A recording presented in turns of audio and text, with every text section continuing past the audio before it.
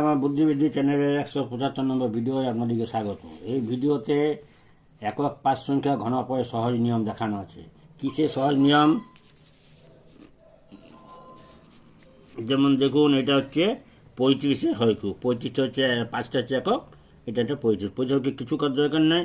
এই প্রথমে 3টা দাগ কাটতে হবে, দিয়ে এখানে হচ্ছে 3-এর হয়কু, এখানে একটি 35 আর 3 5 15 গুণ, দিয়ে আরেকটা 3 দিয়ে গুণ করতে হয়, এটা শেষেরটা 5-এর হয়কু।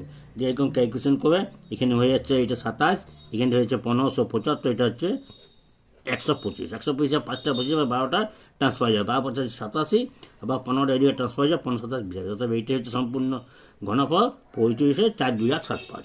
আর এই পথটা ঠিক একই ব্যাপার।